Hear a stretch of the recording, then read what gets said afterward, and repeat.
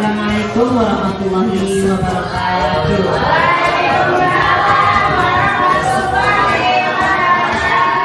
Alhamdulillah, semoga semuanya masuk surga, ibu-ibu. Baik Bapak Ibu yang terhormat, Bapak Ibu pimpinan Sari 4 yang pada hari ini hadir di sekolah kita yang alhamdulillah ini sedikit demi sedikit sudah mulai maju. Insya Allah saya minta kepada Bapak Ibu guru atas saya mengingat atas kerjasamanya bersama-sama di sekolah kita ini maju. Tapi alhamdulillah di sekolah kita ini ada calon guru penggerak, ya. Mungkin untuk guru penggerak yang angkatan keberapa kemarin Pak Saripudin? Pak Saripudin itu angkatan ke-8. Dan sekarang ditambah lagi ada guru penggerak yang angkatan ke-9, ya. Nah, di SDN Sindang Sari 4 ini yang angkatan 9 itu ada 3 orang, Bapak Ibu. Mohon untuk kita kerjasamanya bersama-sama ya, untuk guru penggerak dan guru Sindang Sari 4 seluruhnya. Tapi saya minta untuk guru-guru yang lain untuk mengikuti terus untuk yang CGP-nya. Mudah-mudahan bisa mengikuti semuanya, ya. Amin ya robbal alamin. Nah, ini untuk hari ini saya akan memberikan membuka tentang diseminasi untuk guru penggerak ya, untuk budaya positif di sekolah. Yang mana ini untuk guru penggerak di sini ada 3 orang. Yang pertama yaitu Ibu Fitrotul Ija SPD, calon guru penggerak angkatan ke-9. Ya, tepuk tangan. Mungkin untuk yang lain ada bisa mengikuti ya. Yang kedua yaitu Ibu Ati Budiarti SSPD, calon guru penggerak yang kedua. Insya Allah mudah-mudahan nanti lebih banyak lagi, lebih baik ya untuk guru penggerak. Saya minta bantuannya semuanya ya untuk menggerakkan sekolah kita akan lebih baik ya. Dan yang ketiga yaitu Ibu Siti Ulumia SS, calon guru penggerak yang kedua. Mudah-mudahan semuanya mengikuti ya, biar jadi pejabat-pejabat. Saya doakan semuanya ya, amin amin ya robbal alamin. Nah, untuk itu Bapak Ibu, di sini karena ada 3 calon guru penggerak, ini akan saya serahkan untuk selanjutnya kepada untuk yang pertama yaitu kepada Ibu Fitrotul Ijah SPD. Untuk selanjutnya silakan Ibu untuk mengungkapkan bagaimana sebagai calon penggerak harus lebih baik dan lebih maju ya. Assalamualaikum warahmatullahi wabarakatuh. Terima kasih kepada teman-teman yang sudah hadir hari ini. Saya juga ucapkan terima kasih kepada Ibu Kepala Sekolah kita yaitu Ibu Siti Nuraila SPD MM yang hari ini saya diberikan kesempatan untuk mengadakan diseminasi budaya positif di sekolah. Alhamdulillah kita mulai ya teman-teman dengan membaca basmalah. Bismillahirrahmanirrahim. Ya teman-teman, seperti yang kita ketahui bahwa sekolah kita sudah memasuki tentang kurikulum merdeka. Yang pertama yaitu tentang filosofi pemikiran Kahadi, bahwa pemikiran Kahadi itu sangat mulia, bahwa pendidikan itu adalah menuntut, bukan menuntut atau dipaksa. Maksudnya apa? Menuntut dari guru harus menuntut anak memiliki kesadaran tinggi, memiliki kesadaran diri yang dibentuk dalam dirinya untuk belajar. Nah, setelah kita memahami filosofi pemikiran Kahadi, ada nilai-nilai dan peran guru penggerak. Apa saja? Bahwa nilainya adalah ketika kita melakukan pembelajaran, itu kita harus berpihak kepada murid. Dan juga peran guru penggerak sebagai apa? Pemimpin pelajaran. Maksudnya apa? Pemimpin pembelajaran, guru sebagai pemimpin pelajaran menyiasat pembelajaran yang menarik, dan juga berpihak pada murid. Dengan kita pembelajarannya berpihak pada murid, maka kita akan membentuk sebuah visi sekolah yang memang visi ini adalah tujuannya untuk murid, untuk menggali potensi dan kreativitas murid sehingga pembelajaran sekolah menjadi menyenangkan dan kualitas sekolah menjadi lebih baik. Nah, hal apa yang harus kita munculkan ketika kita mau membuat sebuah sekolah yang mempunyai visi yang baik, yaitu adalah salah satunya budaya positif. Next book. Apa sih budaya positif itu? Yang pertama adalah perubahan paradigma belajar, kebutuhan dasar manusia, nilai-nilai kebajikan, motivasi perilaku manusia, posisi kontrol guru, segitiga resolusi dan disiplin positif. Coba ya.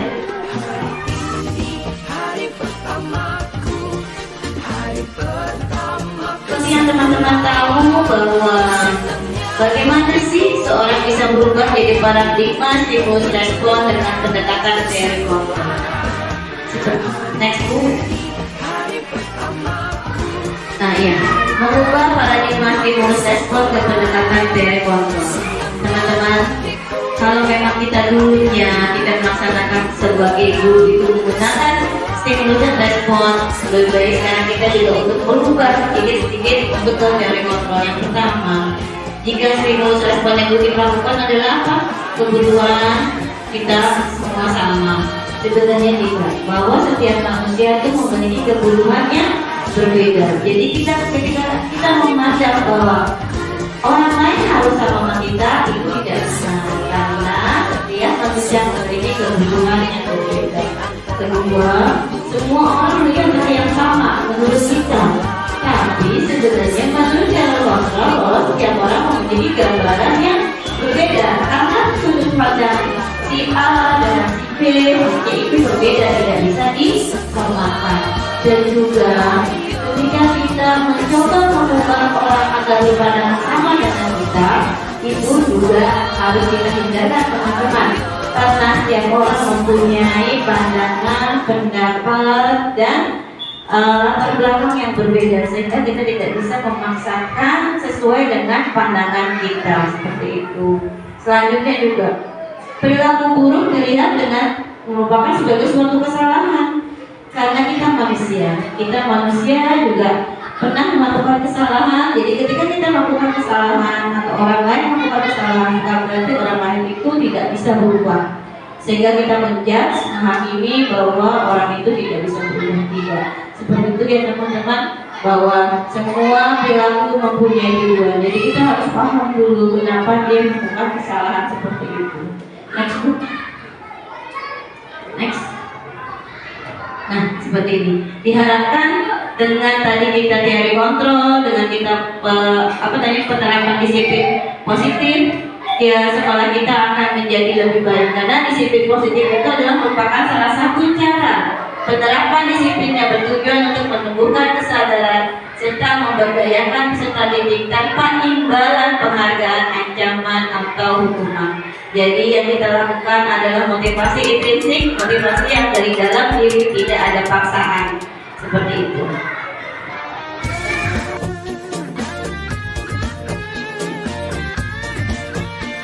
Tadi seperti teman-teman sudah tahu, kita ada 5 jenis kontrol pada guru. Selanjutnya adalah keyakinan kelas. Teman-teman yang seperti teman-teman telah buat, teman-teman buatnya keyakinan kelas, kesepakatan kelas, atau peraturan kelas, dan kesepakatan kelas. Oke, kita kulik satu-satu ya. Kalau peraturan kelas yang teman-teman buat biasanya, siapa yang membuat peraturan? Guru. Berarti hanya satu sisi ya, karena guru sudah menetapkan satu harus ini, 2, 3, 4, 5 dan seterusnya. Yang kedua, kesepakatan kelas. Kesepakatan kelas biasanya membuat siapa? Guru dan murid. Biasanya kesepakatan kelas itu juga dibuat oleh guru dan murid. Apa sih perbedaannya dengan keyakinan kelas? Seperti ini tadi. Nah, keyakinan kelas dibuatnya memang di beberapa tahap, lebih panjang daripada dengan keyakinan kelas itu yang pertama adalah kita mengajak anak-anak memahami dulu. Si A, kamu mau kelasnya seperti apa sih? Kita gali semua anak-anak, kita gali. Aku mau kelas aku jadi bersih. Aku nggak mau teman aku jorok. Aku nggak mau, terus kita tampung. Anak-anak menuliskan, boleh dengan stiker atau tuliskan 5 kita gali dulu yang mereka inginkan, gambaran dari kelas yang mereka idamkan seperti itu. Nah, dari tahapan seperti itu nanti kita pilah lagi dari kata-kata negatif yang muncul dari anak, kita alihkan ke kata-kata yang positif. Jadi di situ ada proses pembelajaran anak memahami menggunakan bahasa dengan bahasa yang positif seperti itu. Nah, bahasa positif itu kita sepakati, nanti kita pilah lagi dari kesepakatan itu nilai-nilai kebajikan apa yang akan muncul ketika keyakinan kelas itu dilaksanakan. Setelah mereka tahu misalnya mengerjakan tugas Bu, datang tepat waktu Bu, itu berarti nilai kebajikannya apa teman-teman? Disiplin. Itu pintar, disiplin. Dari disiplin itu nanti kita terlihat ada misalnya 2 atau 3 kesepakatan kelas itu nggak perlu banyak Bu. Keyakinan kelas 3 saja, tapi disepakati sama anak-anak dan guru, itu akan berjalan lebih efektif dibandingkan kita yang kesepakatan kelas sampai 10. Keyakinan kelas tidak ada konsekuensinya. Keyakinan kelas itu hanya ada kata-kata positif, nilai-nilai kebajikan di situ. Kenapa? Karena motivasi intrinsik yang harus ditanamkan oleh siswa. Ketika saya harus disiplin, kenapa saya harus disiplin? Karena saya butuh menjadi orang yang 1 rapi, 2 konsentrasi, 3 bertanggung jawab begitu. Makanya perbedaan keyakinan kelas dengan kesepakatan yaitu dari situ. Tidak ada sebuah konsekuensi di setiap keyakinan kelas yang dibuat seperti itu. Nah, teman-teman, kita akan bahas sedikit tentang segitiga restitusi. Kita pasti terbiasa setiap hari makanan kita masalah dengan anak ya. Ada masalah A, B, dan Z. Ada malah masalah dengan anak, juga masalah dengan orang tua. Ya, seperti itu.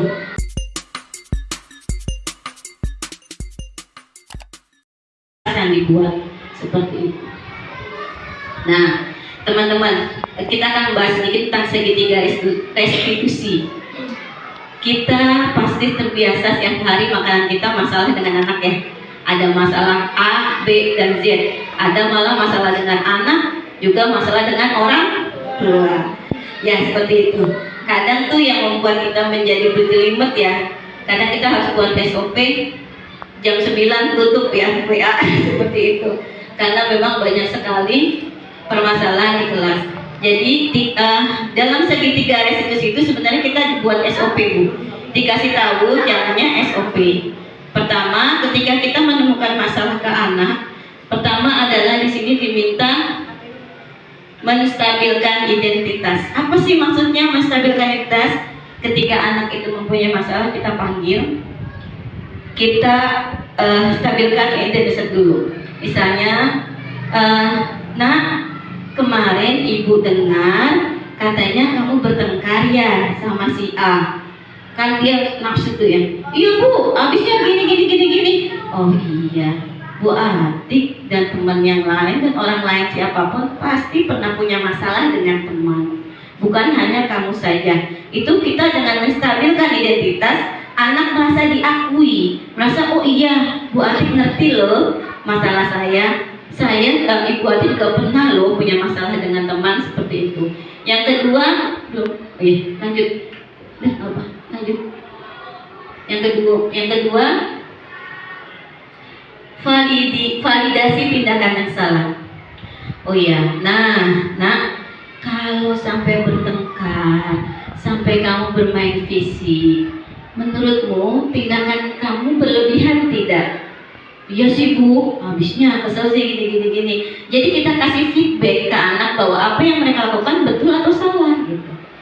Nah, oh iya, setelah memang memvalidasi tindakan yang salah, dia tahu apa yang dilakukan adalah salah. Dari situ kita langsung yang ketiga. yaitu menanyakan keyakinan. Kita kembalikan lagi keyakinan kita. Oke, seperti yang kita sudah sepakati di kelas, keyakinan kita satu apa? Saling menyayangi. Betul, nilai kebajikan kita adalah saling menyayangi. Kalau begitu, keyakinan kelas apa yang telah kamu langgar?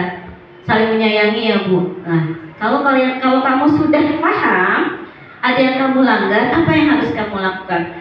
Berarti saya harus minta maaf dan berbuat baik lagi selama teman. Seperti itu. Jadi hal-hal kecil yang memang kita temukan ketika kita membuat segitiga restitusi itu, masalah tidak akan lebih besar dan cepat selesai. Seperti itu. Diharapkan seperti itu. Silakan. Nah, ini saya kasus dengan si Noval kelas saya. Bukunya dia dicoret sama Ica, sedang belajar tematik. Dia marah. Ini bukan saja ada beneran. Noval marah. Kenapa Pak? Ini dulu ya. Oh Ica, ambil buku kamu. Coret kemarin. Itu kan Ica ketika Noval marah. Dia marah. Oh dia juga ikut marah. Kenapa kira-kira Ica marah? Karena kamu berdua lagi. Kemarin itu apa? Bagaimana seperti apa? Cara janji sekarang. Iya. Jadi di sini videonya itu saya coba pertama menstabilkan identitasnya ya. Jadi saya menanyakan kenapa permasalahannya. Dan di akhirnya ini Noval paham bahwa dia harus saling menghargai, menegurnya dengan perkataan yang baik. Bu. Nah, penutup. Diharapkan dengan diseminasi ini kita saling sharing, budaya positif yang ada di sekolah akan terbangun. Jika budaya positif terbangun di sekolah, maka kegiatan belajar mengajar menjadi lebih nyaman, anak-anak bisa dapat menggali potensi dan kreativitasnya menjadi lebih tinggi lagi, menjadi lebih besar lagi, dan guru juga dapat merefleksikan dirinya dalam posisinya. Jadi yang tadi dibahas ada 5 posisinya, apakah kita guru sebagai penghukum, apakah kita guru sebagai manajer, apakah kita sebagai pemantau, atau sebagai apa Bu? Teman, satu lagi kita sebagai pemantau, penghukum, manajer. Nah, kalau memang dilihat di sini dari 5 kontrol itu yang bagus adalah manajer. Jadi anak ditanyakan dulu apa kesalahannya, mereka mengakui dan kita mau minta dia mencari solusi. Jadi solusi bukan dari kita. Jadi memang di sini dilatih anak untuk berpikir kritis, berpikir analitis tentang apa yang dia perbuat, seperti itu. Mudah-mudahan diseminasi kita hari ini dapat bermanfaat. Terima kasih banyak. Wassalamualaikum warahmatullahi wabarakatuh.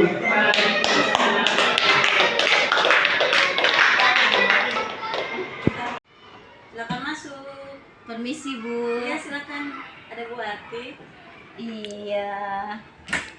Maaf mengganggu waktunya sebentar ya Bu. Iya nggak apa-apa. Gimana sehat? Alhamdulillah. Iya. Iya ini Bu Nunu. Setelah kemarin saya menyelenggarakan diseminasi di hari Selasa tentang budaya positif, saya ingin mendapatkan testimoni nih dari Bu Lulu.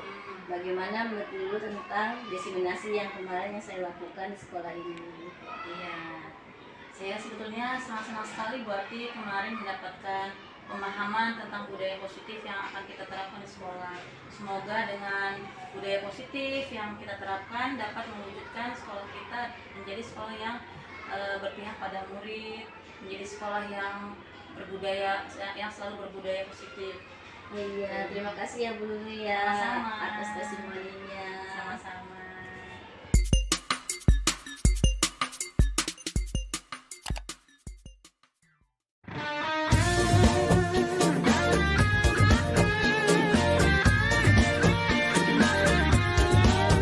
Hari ini hari pertamaku, hari